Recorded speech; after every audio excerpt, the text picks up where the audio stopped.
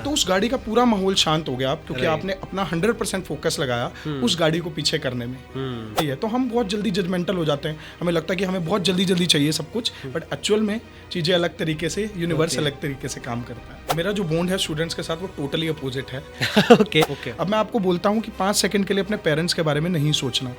आपने 5 सेकंड के लिए अपने पेरेंट्स के बारे में ही सोचा है अभी। 2 मार्क्स का क्वेश्चन है तो खत्म करने के बाद 2 लाइंस छोड़ेंगे। 3 मार्क्स है तो 3, 4 है तो 4, 5। अब आप सोच रहे होंगे 5 लाइंस अगर छूटे होंगी तो वो थोड़ा अजीब लगेगा।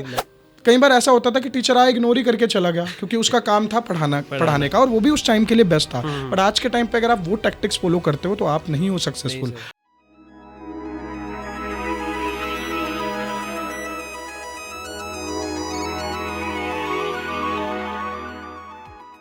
Hello everyone and welcome to reality talks. आज हमारे साथ है मिस्टर रजत मदान फ्रॉम पढ़ले भाई। आज हम इनके एक्सपीरियंस से, इनकी नॉलेज से और इनके करियर से जानेंगे how to prepare for exams, competitive exams और कैसे तैयारी करते हैं। चलो लेट्स स्टार्ट। कैसे हो सर आप? बहुत बढ़िया, आप बताइए कैसे हैं? I am all fine. Start करेंगे आपकी खुद की जर्नी से, आपके खुद के बैकग्राउंड से। हम देखते हैं कि आपने भी बहुत सारे कॉम्पिटिटिव एग्जाम्स दिए हैं, तो आप कैसे पढ़ते थे, कैसा सब कुछ हुआ? तो मैं स्टार्ट करूंगा अपनी जर्नी से। By profession and by heart I am a teacher. Okay. और अगर मैं अपनी फैमिली की बात करूं तो दूर दूर तक कोई भी मेरी फैमिली में से टीचर नहीं था। ठीक है। और अगर फ्रैंकली बोलूं तो मेरा भी इंटेंशनली ऐसा कुछ प्लान नहीं था टीचिंग का। ठीक है। इनिशियल डेज से ही, स्कूल टाइम से, कॉलेज टाइम से मैं काफ़ी अच्छा था पढ़ने में। ठीक है। और कॉलेज में भी बात करें तो काफ़ी कॉम्पिटिटिव एग्जाम्स मैंने क्वालिफाई किए हैं, ऑल इंडिया लेवल पे भी। ठीक है। और फाइनल ईयर में मैंने 3 कंपनीज में प्लेसमेंट गेन कर ली थी। मतलब इजी था काफ़ी मेरे लिए। जैसे एक होता है कॉलेज में कुछ एक बच्चों के लिए कि इजी है काफ़ी कि प्लेसमेंट गेन करना, और मेरा माइंड सेट था कि मुझे कॉर्पोरेट लाइफ ज्वाइन करनी है, एक एम होता है। हाँ जी। तो जैसे ही फाइनल ईयर हुआ, कंप्लीट हुआ और मैंने एक कंपनी ज्वाइन की, तो वहाँ का वर्क कल्चर मुझे अपनी पर्सनैलिटी के अकॉर्डिंग कंफर्टेबल नहीं लगा। बीइंग अ क्रिएटिव पर्सनैलिटी, मुझे ऐसा लगा कि मुझे 9 to 5 वाला जो जॉब प्रोफाइल है वो इतना कंफर्टेबल नहीं लग रहा। और वहाँ पे भी मुझे पब्लिक स्पीकिंग के जो भी डोमेन लगते थे कि जहाँ पे अपॉर्चुनिटी है तो मुझे ज़्यादा फैसिनेट करते थे। I was at a post of patent research analyst, और जो मेरे अकॉर्डिंग थोड़ा सा बोरिंग काम था, जिसमें आपको बहुत सारे पेटेंट एनालाइज करने होते हैं कि कितनी रिसर्च ऑलरेडी हो चुकी है किसी भी ऑलरेडी एग्जिस्टिंग वर्क के लिए। Then I took a very hard decision that I have to quit my job, क्योंकि उसका रीजन ये था, within a 2-3 months I took that decision and it was really very difficult decision, क्योंकि एक parents की तरफ से होता है और वो पैकेज भी काफी अच्छा था उस हिसाब से। मतलब it was a very very good package at that time। तो पेरेंट्स को कन्विंस करने का एक मेरे पास एक ये भी रीज़न था that I scored all India rank 210 in GATE exam. इसकी बात करेंगे। हाँ जी। ऑल इंडिया रैंक अच्छा था, तो मुझे ये था कि अपनी लाइफ के साथ कुछ ना कुछ तो अच्छा कर ही लेंगे। हाँ, और कॉन्फिडेंस हो जाता है कि और अब जब मैं कनेक्ट करता हूँ डॉट्स को तो पता लगता है कि अगर आपको लाइफ में कुछ सच में बनना हो तो जो यूनिवर्स है वो कुछ ना कुछ ऐसी एनर्जीज क्रिएट करता है कि आप अपनी उस गोल की तरफ रीडायरेक्ट करें। बिल्कुल सही बात। तो हुआ क्या, तो मैंने जॉब छोड़ी। I was very comfortable, but जब लोग आपसे मिलते हैं जॉब छोड़ने के बाद और वो आपसे पूछते हैं कि क्या बात आपने जॉब छोड़ दी, scholar already gold medalist I was, university topper, school topper, block topper, मतलब कभी वो देखा ही नहीं डाउनफॉल। तो लोगों ने आके पूछना स्टार्ट किया, फैमिली ने, कि क्या बात होगी ये वो। तो किसी को बोला कि हायर स्टडीज है, और थी भी, मतलब कुछ प्लान थे। इंटीग्रेटेड पीएचडी का भी चल रहा था because all India rank I have to 210 rank था, तो काफी कंफर्टेबल था। बट धीरे धीरे ये चीज डिप्रेशन क्रिएट करने लगी। अब मुझे लगा कि शायद मैंने गलत डिसीजन लिया। एक सेल्फ डाउट क्रिएट होता है अपने आप पे कि इट माइट बी पॉसिबल कि मैं शायद वहां होता तो शायद अच्छा कर लेता। देन ये जर्नी स्टार्ट होती है 2 या 3 स्टूडेंट से। ठीक है। जो बाय डिफॉल्ट मेरे पास पढ़ने आते हैं, क्योंकि मैं कॉलेज टाइम में भी, मतलब एक होता है ना कॉलेज में एक स्टूडेंट होता है जो सेशनल के आसपास उसके बहुत सारे स्टूडेंट्स का ग्रुप होता है कि मेन वो करवा देगा। और मुझे ऐसा लगता था कि किसी बात को समझाना मेरा पैशन है कि अगर आप किसी बात को समझा पाओ किसी को, तो मुझे लगता है कि I was very comfortable in that. ठीक है। तो वहाँ से मुझे एक कॉन्फिडेंस मिला, तो मुझे लगा कि चलो गेट क्वालिफाइड है, साथ साथ मैंने इंटीग्रेटेड पीएचडी का स्टार्ट किया। तो मैंने 2 से 3 स्टूडेंट्स को पढ़ाना स्टार्ट किया पैशन के लिए। ठीक है। धीरे धीरे वो 2 से 20 हुए, 20 से 100 हुए, 100 से 200 हुए। आज मेरे पास 250 प्लस स्टूडेंट्स हैं एक बैच में, मतलब पर ईयर, क्योंकि हर साल स्टूडेंट चेंज होते हैं ऑलमोस्ट, मतलब इससे भी ज्यादा ही हैं अलग अलग मोड्स में। देन लास्ट 6 मंथ में हमने डिजिटल इसको कन्वर्ट किया है कि अब हम दोनों मोड्स में इसको कंटिन्यू करेंगे, क्योंकि आपको पता है डिजिटल वर्ल्ड में आपकी रीच थोड़ी ज्यादा होती है कि अगर कोई बच्चा एक रिमोट एरिया से भी है तो वो भी वो फैसिलिटी अवेल कर सकता है। और आज मैं आपके सामने हूँ, तो ये सारा ठीक है रहा। एक मैं चीज़ पूछना चाहूँगा, जब कोई इंसान अपना पैशन आइडेंटिफाई करता है उसके लिए टाइम लगता है, आपने कैसे आइडेंटिफाई किया कि आप एक टीचर बनना चाहते हैं या इस फील्ड में आना चाहते हैं? देखिए, पैशन आइडेंटिफाई करने के ना आपको यूनिवर्स कई बार बहुत सारे सिंबल्स और साइन हाँ, देते हैं, देते आपके हैं। लाइफ में बहुत सारी अपॉर्चुनिटीज नॉक करते हैं। ये आपके ऊपर होता है कि आप कब उसको सही तरीके से अवेल करते हैं। बिल्कुल सही आपके साथ भी कई बार हुआ होगा बिल्कुल कि सही बात और बाद में जब हम पास्ट लाइफ में देखते हैं तो आपके डोट्स कनेक्ट करते हैं, आपको लगता है कि शायद ये चीज इसी वजह से हुई थी। आज अगर मैं उस कंपनी में होता या उस कॉर्पोरेट लाइफ में होता तो जितना मैं अर्न कर रहा हूँ, आई थिंक उससे 10 to 12 टाइम आज मैं ज्यादा अर्न कर रहा हूँ। और वो चीज अर्निंग सब कुछ नहीं होती, बट एक mental satisfaction is very important, because आपको पता है टीचिंग एक बड़ा क्रिएटिव फील्ड है। आप मतलब एक उन बच्चों के साथ डील कर रहे हो जिनके लिए लाइफ अभी बहुत नहीं है। आप लोग लाइफ में बहुत कुछ सीख चुके हैं, बट वो बच्चों के लिए हर चीज नहीं है। तो उन बच्चों के साथ आप एक्सप्लोर करते हो, अपडेटेड रहते हो, और साथ में आपको बहुत कुछ नया सीखने को मिलता है। मतलब बच्चे आपको एक ऐसी पॉजिटिव एनर्जी देके जाते हैं, उनके लिए लाइफ की सारी प्रॉब्लम्स उतनी बड़ी होती नहीं शायद जितनी हमारे लिए हमारे लिए बहुत सीरियस होती हैं चीजें, और उनकी बातें सुन के लगता है कि शायद हम अपनी चीजों को ओवर वरी कर रहे हैं। तो वहां से धीरे धीरे जब मैंने 2 बच्चों को पढ़ाना स्टार्ट किया तो मेरे को लगा कि यार अब काम नहीं लग रहा। जैसे पहले होता ना कि आपको टाइम लगता है कि यार वीकेंड का वेट करना पड़ता है। अब जिस दिन आप क्लास नहीं लेते उस दिन आपको लगता है कि यार आज कुछ मिस किया, तो वहां से आप आइडेंटिफाई करते हैं। तो एज अ स्टूडेंट इतना प्रेशर नहीं लेना चाहिए किसी स्टूडेंट को कि मुझे आइडेंटिफाई करना। With passage of time spiritual books में भी लिखा कि कुछ हमारे पास्ट कार्मिक अकाउंट्स भी होते हैं, वो कहीं ना कहीं क्लीन होने होते हैं। तो हम शायद जल्दी कर देते हैं उस चीज के लिए कि मुझे ये छोड़ के वो करना है। बिकॉज आजकल आपने देखा होगा कि लोग बहुत ज्यादा प्रोफेशन चेंज करते हैं, माइंड में ही चेंज कर लेते हैं कि मुझे ये नहीं करना, देन किसी ने कुछ और सजेशन कर दी। तो trust the energy of universe, I think. तो उसके बाद चीजें काफी अच्छी होने लगती हैं जब आप उस चीज को आइडेंटिफाई करते हैं। तो सर आपका, मैंने देखा कि गेट में AIR 210 आया, उसे अचीव करने की कहानी क्या है, उसके पीछे की क्या मेहनत लगी उसके पीछे, आपके मुंह से जानना चाहूँगा। गेट ऑल इंडिया रैंक 210 की भी काफ़ी फ़नी स्टोरी है। फ़नी मैं इसलिए कहूँगा क्योंकि कोई इंटेंशन नहीं थी गेट एग्ज़ाम देने की, बिकॉज मैं कॉलेज में थोड़ा ज़्यादा स्टूडियस था। तो टीचर्स को ट्रस्ट होता है ऐसे स्टूडेंट्स पे। अगर आप देखते हैं कि टीचर्स आपको देख लेते हैं कि अगर ये एग्ज़ाम देगा तो शायद ही क्वालिफाई करेगा। ठीक है।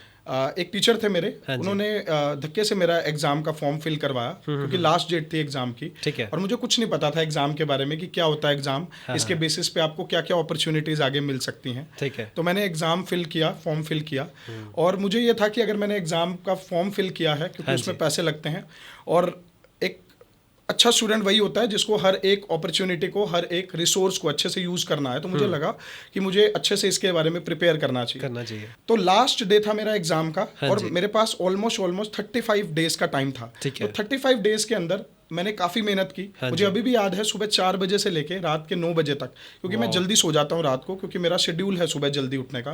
तो कंटिन्यूटी में बिना किसी ब्रेक के 10 to 15 मिनट्स का लंच ब्रेक और या फिर इवनिंग में ब्रेक, कंटिन्यूटी में प्रिपरेशन की। और मुझे आज भी याद है जनवरी का जो मंथ था, और जब मैं उठता था प्रिपरेशन करके रात को 9 बजे, तो मेरी शर्ट पूरी भीगी हुई होती थी पसीने से उस मौसम में भी।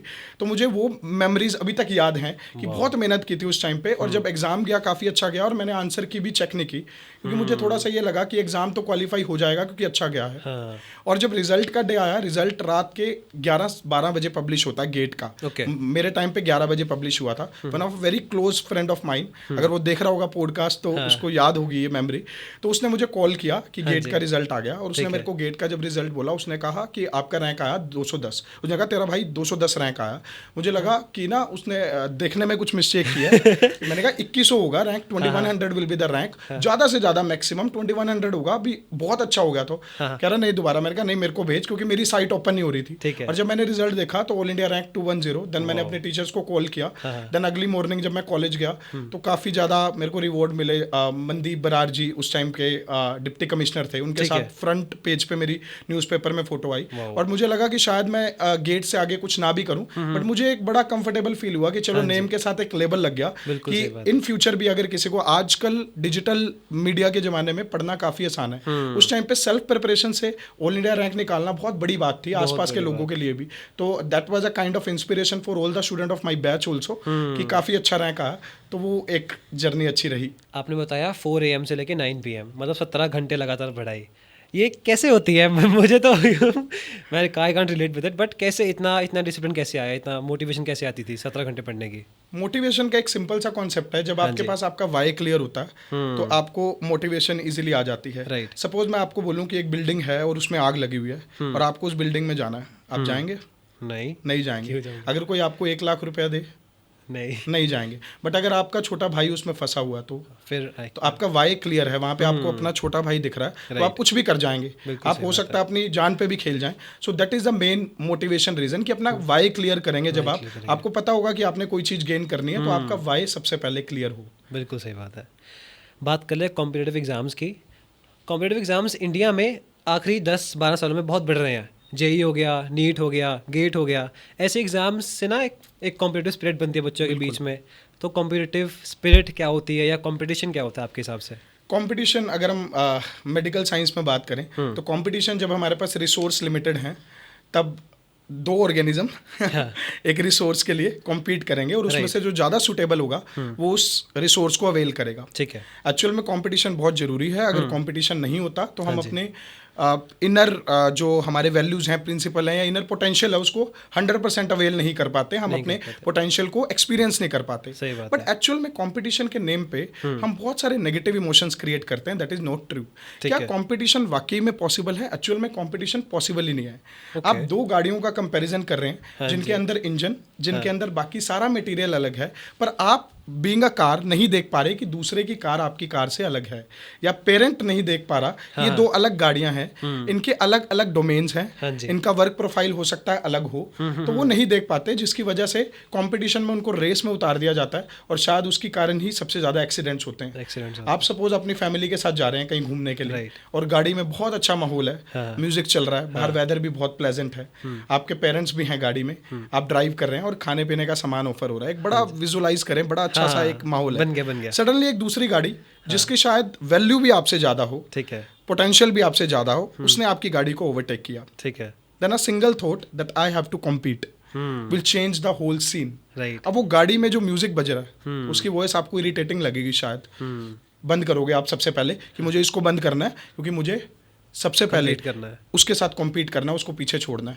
अब मम्मी पीछे से सैंडविच ऑफर कर रही है, आप कहोगे नहीं मम्मी मेरे को तो कॉम्पीट करना है। हाँ। तो उस गाड़ी का पूरा माहौल शांत हो गया आप, क्योंकि आपने अपना 100% फोकस लगाया उस गाड़ी को पीछे करने में। और क्या आपने 11 बजे तक दिल्ली पहुंचना था, वो तो वैसे भी पहुंच जाते। कॉम्पिटिशन करके 10 बजे तक पहुंच जाओगे, बट एक्सीडेंट होने के चांसेस ज़्यादा हैं। What are accidents? एक्सीडेंट इस केस में है कि हम अपने वैल्यूज प्रिंसिपल तक को कॉम्प्रोमाइज़ कर देते हैं। हो सकता है आप सिग्नल तोड़ दो, और लाइफ में आप बहुत सारे सिग्नल तोड़ोगे जब आपने ये मन में ठान लिया आई हैव टू कॉम्पीट।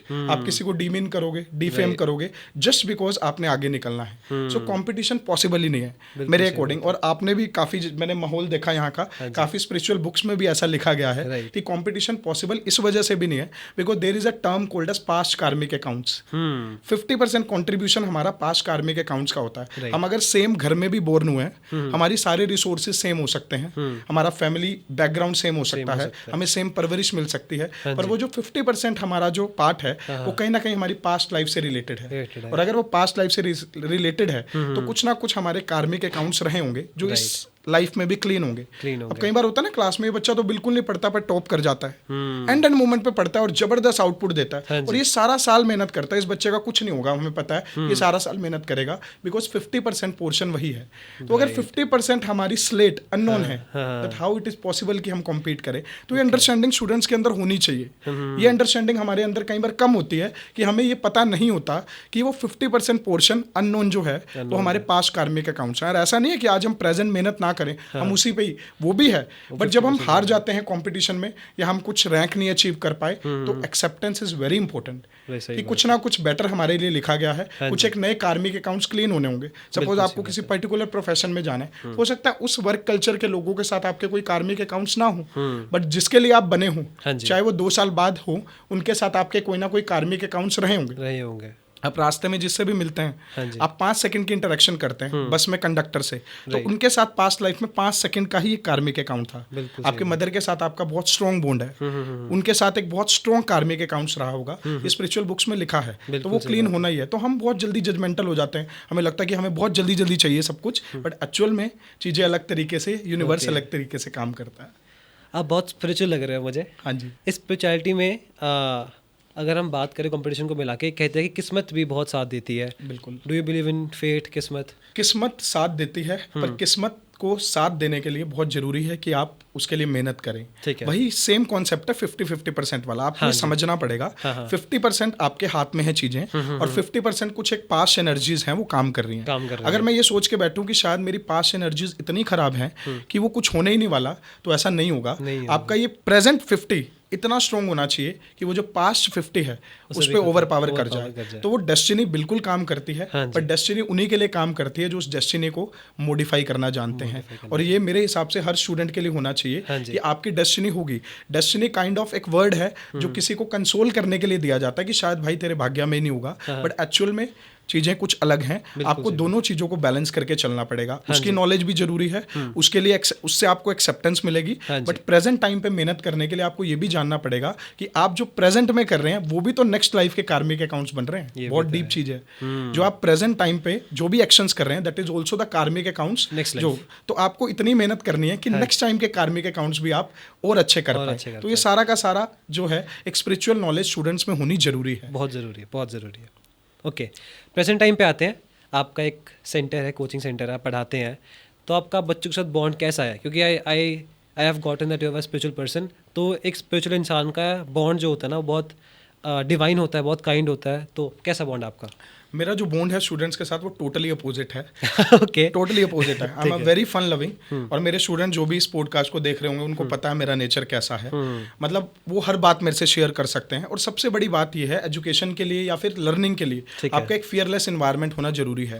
आज इसी पॉडकास्ट में मेरे किसी प्रोफेसर को आप साथ में बिठा देते तो क्या मैं इतना फ्लुएंटली बोल पाता या मैं शेयर कर पाता?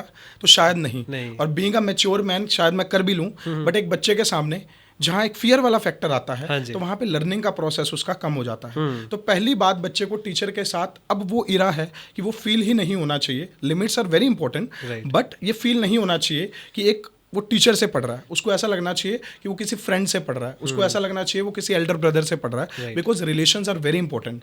जब रिलेशंस हैं तब ट्रस्ट है, और जब ट्रस्ट है तो आप शायद उसमें थोड़ा बेटर सीख पाते हैं। तो बहुत चिल इन्वायरमेंट रहता है। बच्चे सब कुछ, आजकल के बच्चे ऐसे हैं कि आपसे पढ़ के जाएं और इवनिंग में वो आपको मैसेज करेंगे तो वो एक्सपेक्ट करते हैं कि टीचर आपके मैसेज का रिप्लाई करे और टीचर को लेटेस्ट नॉलेज हो, मीम्स की नॉलेज हो, टीचर को लेटेस्ट ट्रेंड्स की नॉलेज हो। तो बच्चे बहुत कनेक्ट करते हैं उनसे। तो एक बड़ा ह्यूमरस सा माहौल रहता है मेरी क्लासेस का, बच्चों को पता है। और वो बहुत कमेंट्स भी करते हैं यूट्यूब पे वीडियोज के नीचे कि बहुत अच्छा सा इन्वायरमेंट रहता है कि बच्चों का ऐसा होता है कि 50 मिनट्स की क्लास कब खत्म होगी, कि हमें जिस दिन ऑफ भी करनी हो उस दिन बच्चे कहते हैं कि नहीं सर होनी चाहिए आज भी क्लास, कि घर भी क्या ही करेंगे, कुछ सीख के ही जाएंगे। तो वो वाला फैक्टर है, काफी कंफर्टेबल है। और ये मैंने अपने कुछ टीचर से सीखा है कॉलेज में। होता ना कहीं टीचर्स के लेक्चर में तो हम टाइम देखते रहते हैं। तो मुझे एक ऐसा टीचर बनना था कि जिसके लेक्चर में शायद कोई टाइम ना देखे। राइट। तो वो होना चाहिए कि हर एक प्रोफेशन के अंदर जब आप वैल्यू दे रहे हो किसी को और साथ में आप ये जान रहे हो कि सामने वाले को क्या चाहिए है, सामने वाले को क्या चीज बहुत ज्यादा अट्रैक्ट करेगी बच्चों को, तो वो बहुत जरूरी होता है। सो दैट इज द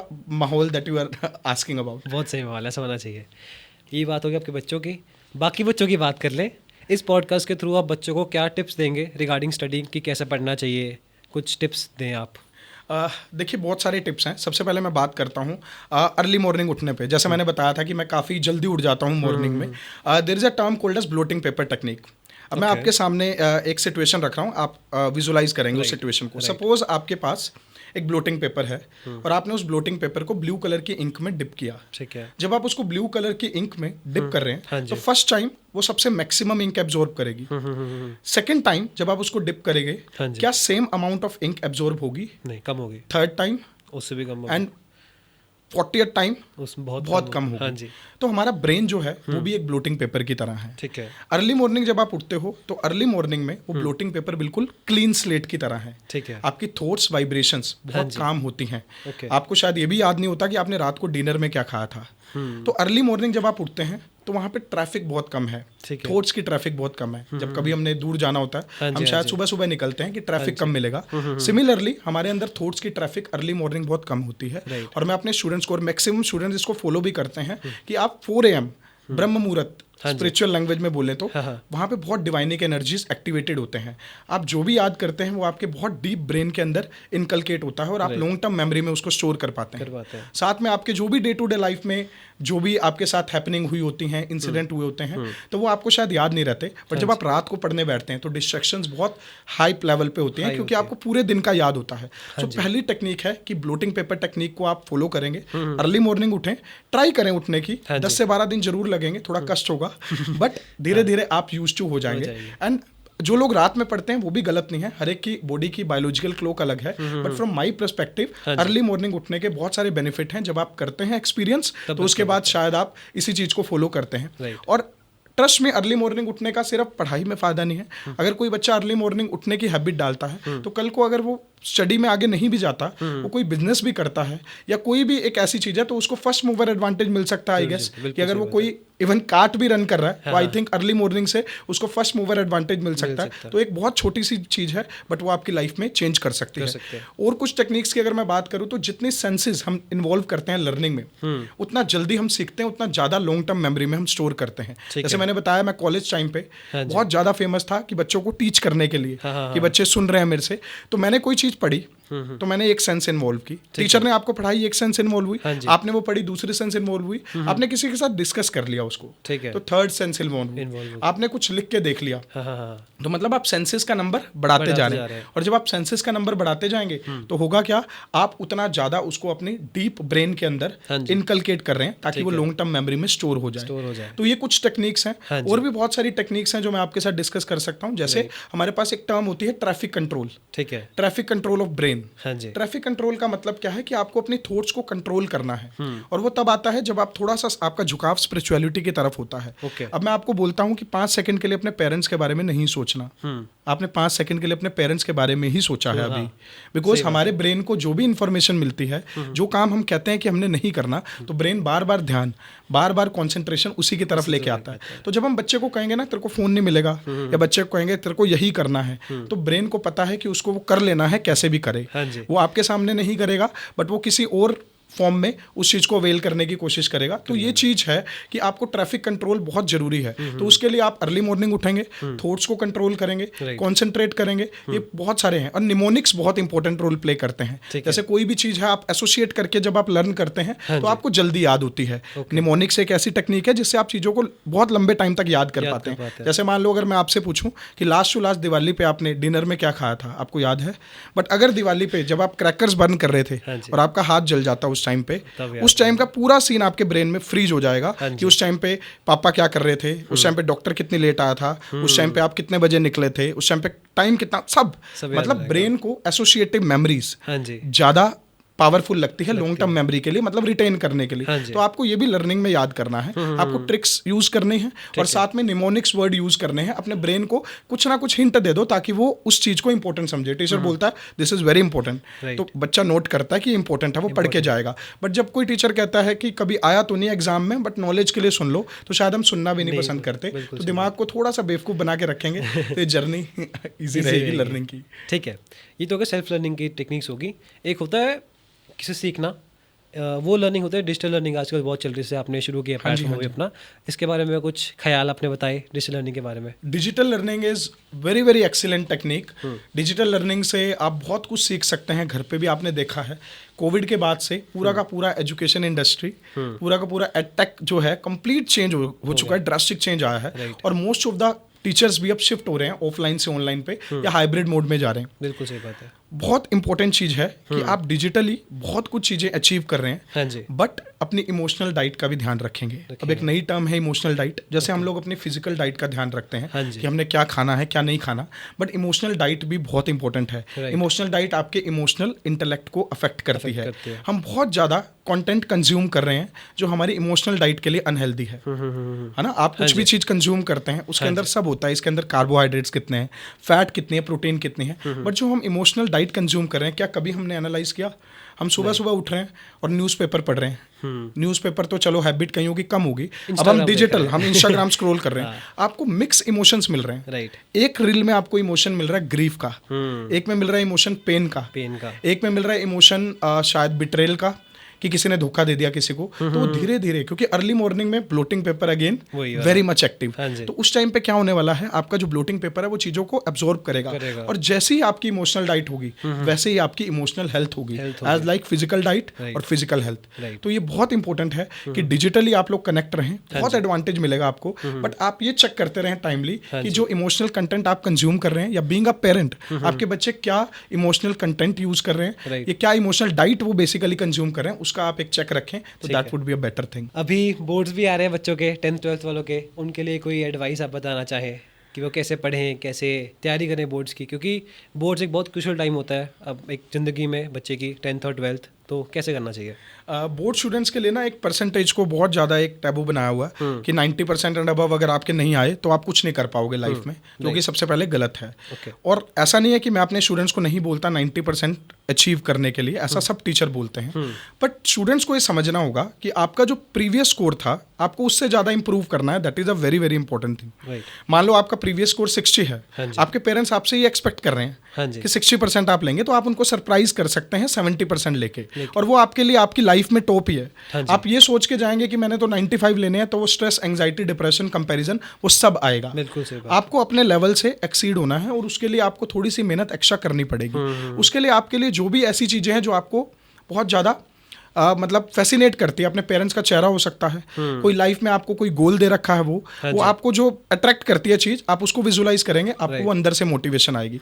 और पेरेंट्स के लिए भी ये जरूरी है कि उनको 90% से ज़्यादा मेहनत करना सिखाएं लाइफ में। एक्चुअल में प्रॉब्लम क्या है, हमारे पास करिकुलम में 5 to 6 सब्जेक्ट्स हैं, ठीक है, बट एक्चुअल में मैंने एक कॉन्सेप्ट भी अभी कुछ टाइम बाद मैं बुक भी लॉन्च करूंगा उस पर। There is a term called a 6 subject, ये जो मैंने खुद से एक टर्म लॉन्च की है, 6th सब्जेक्ट, क्योंकि स्कूल्स करिकुलम में होना चाहिए। स्कूल्स करिकुलम में 5 सब्जेक्ट्स हैं सीनियर क्लासेस में, एक 6th सब्जेक्ट होना चाहिए जो इन सारे सब्जेक्ट्स को मैनेज कैसे करना है वो सिखाएं। फिजिक्स का टीचर आके फिजिक्स पढ़ा के चला जाता है, केमिस्ट्री का टीचर केमिस्ट्री, मैथ्स का टीचर मैथ्स, बट लाइफ में कैसे डील करना है इन सब्जेक्ट्स के साथ वो कोई नहीं बताता है।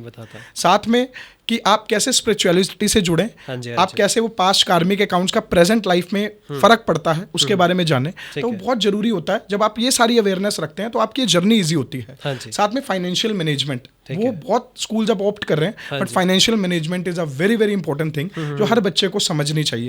अगर उसके पास 100 रुपए का नोट है तो उसको 100 रुपए से कैसे 200 रुपए बनाने हैं, एटलीस्ट इतना ज्ञान उसको होना चाहिए, और वो स्कूलिंग लेवल पे ही हो जाना चाहिए, क्योंकि आगे जाके आपको डिस्ट्रैक्शंस बहुत ज्यादा मिल जाती हैं, आपको करियर की चिंता होती है। स्कूल लाइफ में आप बहुत चीजें जल्दी सीख जाते हो, और अगर कोई अलग सब्जेक्ट आता है तो बच्चे थोड़ा सा ज्यादा उसके लिए अट्रैक्शन फील करते हैं। तो एटलीस्ट स्कूल करिकुलम में ये चीजें होनी चाहिए, और पेरेंट्स को ये चीज समझनी चाहिए कि बच्चा अपनी जो उसकी कैपेबिलिटी है उससे ज्यादा कर लेगा, तो हमारे लिए वही है। आपके लिए आपके कलीग को इम्प्रेस करना कम इंपॉर्टेंट होना चाहिए, आपके बच्चे की मेंटल हेल्थ, आपके बच्चे की emotional health, that is a very very important thing, उसको कॉम्प्रोमाइज नहीं किया जाना चाहिए। अगर आपका बच्चा दिल से पढ़ना चाह रहा है और 95 लेना चाह रहा है, वेल एंड गुड। अगर वो नहीं लेना चाह रहा, उसको आप सारे प्रोज एंड कॉन्स बताइए कि आपकी लाइफ में यही अपॉर्चुनिटीज हैं, हमारा ये बिजनेस है, आपको आगे ये अपॉर्चुनिटीज मिल सकती हैं, rest is up to you कि आपको क्या करना है। क्योंकि प्रेशर बिल्ड करने वाला आई थिंक अब वो माहौल नहीं रहा।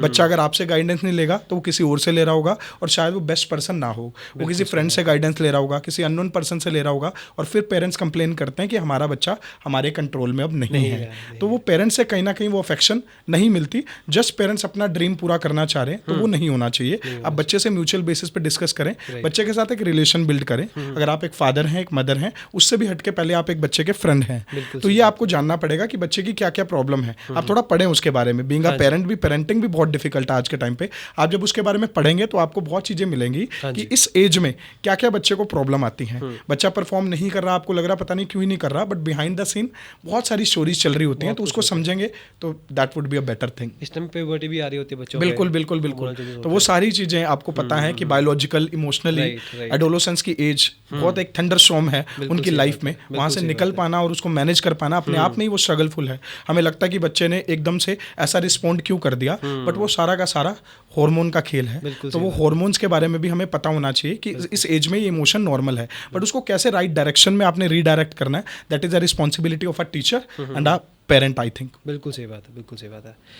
10th पे ज़्यादा फोकस करूँगा अब मैं। जब हम पेपर लिखते हैं, पेशेंट पे उसे पिन डाउन करते हैं, तो प्रेजेंटेशन बहुत इंपॉर्टेंट होती है, जैसे लिखा हुआ है वो कि पढ़ना भी ईजी हो गया जो चेक कर रहा है उसे। तो प्रेजेंटेशन क्यों इंपॉर्टेंट है, कैसे होनी चाहिए, कैसे करनी चाहिए? प्रेजेंटेशन से आप क्या समझते हैं? What do you mean by presentation? मतलब आपको पेपर क्या लिखने लगता का है तरीका। पेपर कैसा लिखा गया हाँ है? जी। प्रेजेंटेशन मतलब वो हाँ है। जी। आप कभी किसी होटल में खाना खाने गए हों तो आपने कभी ऐसी डिश ऑर्डर की है जो आपने सिर्फ देख के करी हो? कई बार वेटर लेके जा रहा होता है, हमें अट्रैक्टिव लगती है देख हाँ, के, कभी चाहे उसमें नमक भी ना हो, चाहे उसमें फ्लेवर्स भी ना हो। तो प्रेजेंटेशन बहुत इंपॉर्टेंट है। आप खाने को खाने से पहले visual appeal is very very important. ऐसी जब एक एग्जामिनर के पास आपकी कॉपी आती है चेक करने के लिए, तो एग्जामिनर उसको एनालाइज करता है फ्रॉम कैसी विजुअली वो दिख रही है। वो एनालाइज कर लेता है कि ये बच्चा किस पर्सपेक्टिव का है, वो एनालाइज कर लेता है कि ये बच्चा किस लेवल का है।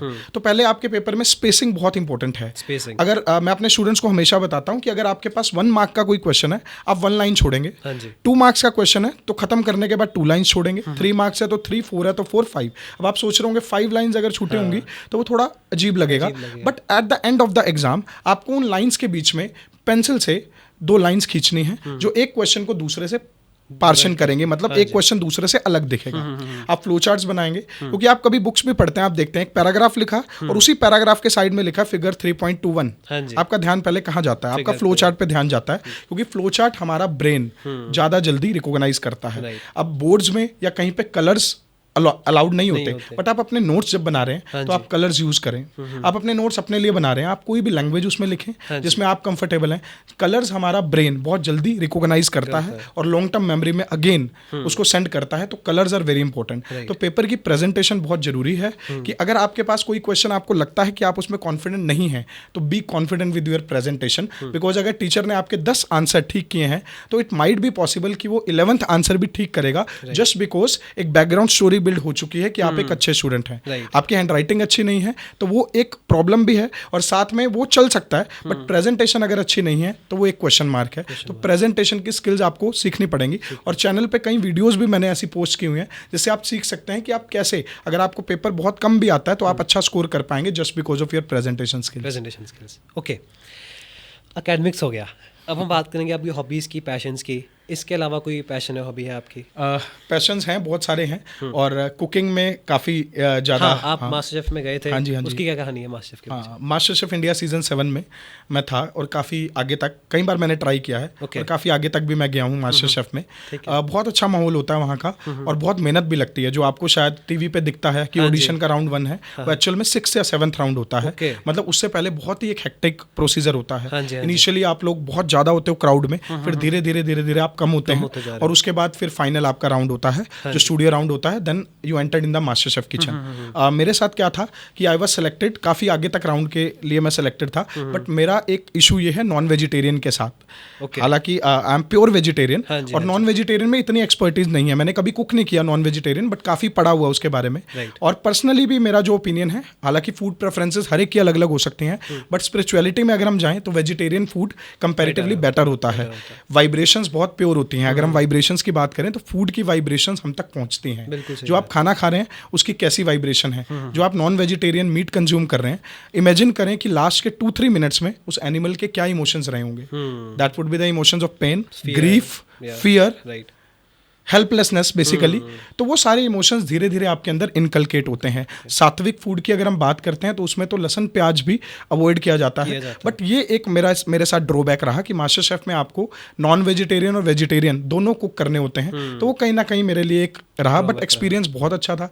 जजेस जो हैं, जो सेलिब्रिटी शेफ्स हैं, विकास खन्ना जी, रणवीर बरार जी, वो बहुत अच्छे, मतलब काफ़ी अच्छा वहाँ का माहौल है। और अगर आप देखेंगे तो मतलब ये भी एक क्रिएटिव फील्ड है कुकिंग भी, मतलब आपको प्लेट पे बहुत कुछ दिखाने का मौका मिलता है। आप कलर शो कर सकते हैं, आप टेक्सचर शो करते हैं, आप क्रिएटिविटी शो करते हैं। अगर आप प्लेट्स भी देखोगे प्रोफेशनल प्लेटिंग की, मैं आपके साथ शेयर करूंगा, तो उसमें भी आप देखते हो कि 5 स्टार प्लेटिंग में 80% खाना प्लेट पे होता ही नहीं है, सिर्फ खाना 20% होता है, पूरी प्लेट एम्प्टी होती है। तो ये स्किल्स आप सीखते हैं जब आप अपने पैशन को फॉलो करते हैं या अपनी हॉबी को फॉलो करते हैं। तो स्टूडेंट्स के लिए भी एक मैसेज है कि अपने पैशन को साथ में जरूर रखें। कुछ ना कुछ एक ऐसा होना चाहिए, वही है नाम में वजन होना चाहिए, कि किसी को बताओ तो वो आपको थोड़ा सीरियसली ले इन फ्यूचर भी, तो इसलिए आप चीज़ें ऐड ऑन कर सकते हैं, ऐड ऑन कर सकते हैं।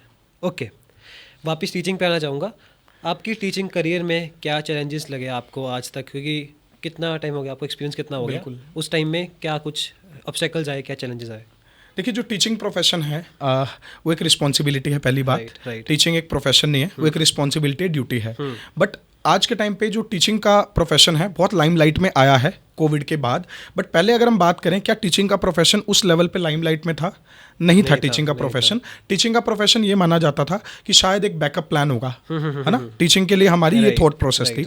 बट पहली बात टीचिंग एक रिस्पॉन्सिबिलिटी है, आपको अपने बहुत सारी चीज़ें कॉम्प्रोमाइज़ करनी पड़ती हैं अगर आप सच में टीचिंग प्रोफेशन के अंदर होते हैं तो। लॉन्ग स्टैंडिंग आवर्स होते हैं आपको 9 आवर्स 10 आवर्स खड़े रहना पड़ता है।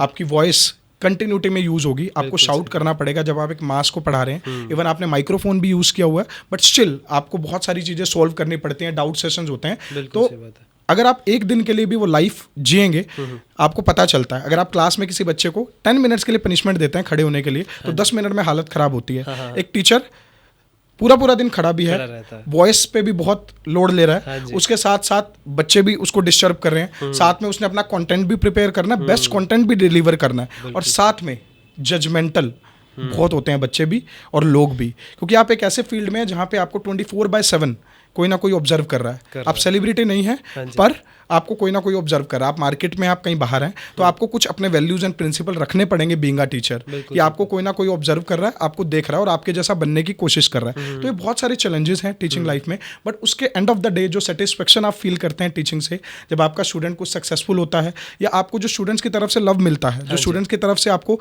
रिगार्ड रिस्पेक्ट मिलती है, उससे बहुत ज़्यादा है।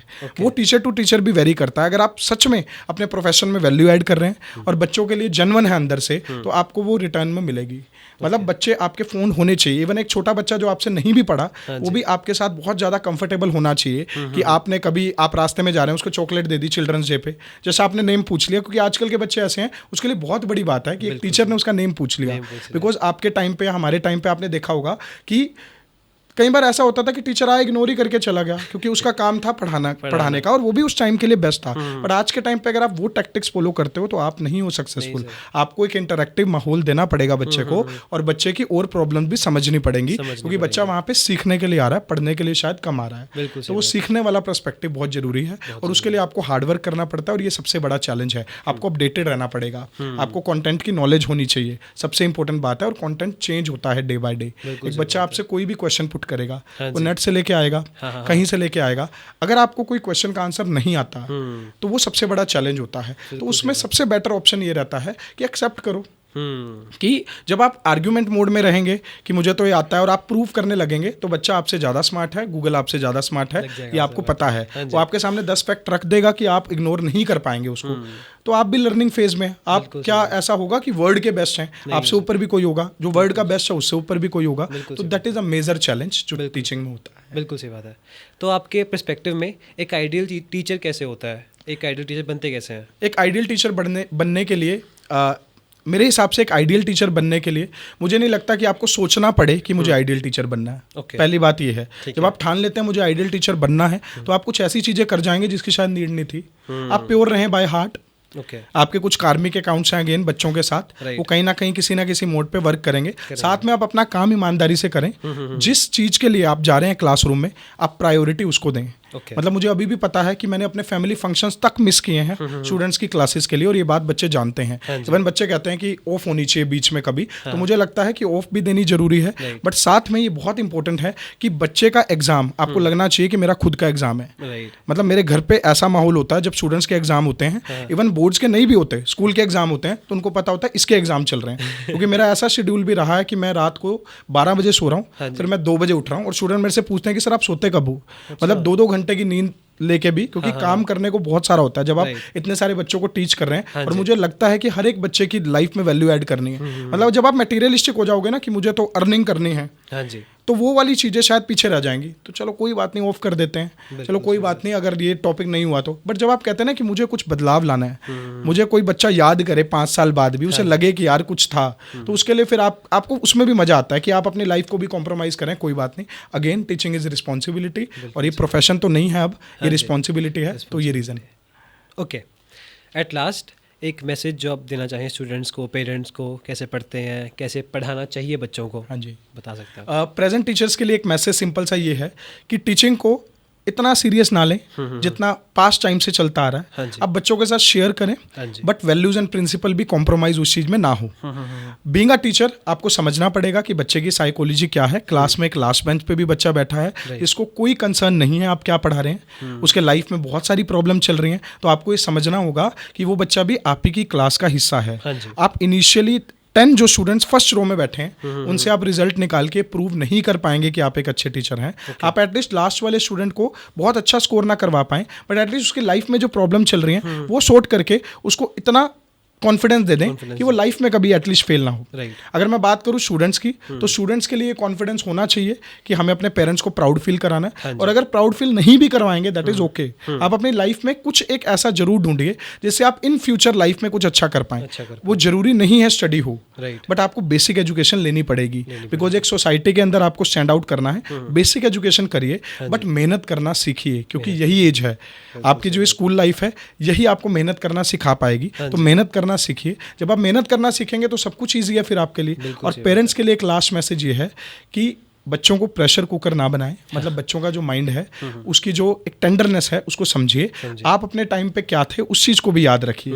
बच्चों से एक्सपेक्टेशन 95% की, और आप खुद कभी 60% से ऊपर नहीं गए, इस चीज़ को ये याद रखना पड़ेगा। And that is not a very judgmental statement. It's okay to take less marks, और मार्क्स ज़्यादा आने से कुछ नहीं होता है। मार्क्स अगर आपके बहुत ज़्यादा, आप कुछ अलग स्टैंड आउट नहीं करने वाले। आपको लाइफ में लर्निंग कितनी है।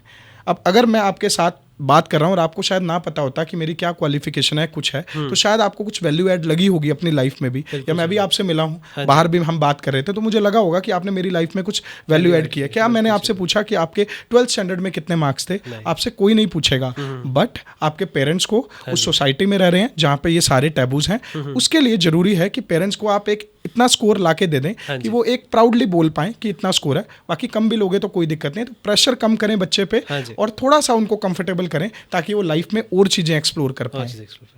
ठीक है, thank you so for coming here today, and thank you all for watching reality talks, and thanks for having me here. Thank you, pleasure is all mine. Thank you for coming. Thank you all for watching this podcast. आपने sir से बहुत कुछ सीखा होगा about exams, about competitions, and how you can clear your boards with good marks. हमने बहुत कुछ spiritual बात की, बहुत ही फिलोसफिकल बातें भी की। ये पॉडकास्ट बहुत ही डीप था, बहुत ही डीप अंडरस्टैंडिंग वाला था। तो आई होप आपने कुछ सीखा होगा, कुछ जाना होगा। अगर अच्छा लगा हो तो लाइक कीजिए, फॉलो कीजिए, शेयर कीजिए, और कुछ सवाल हो, कुछ जवाब हो तो comment box is all open. Thank you.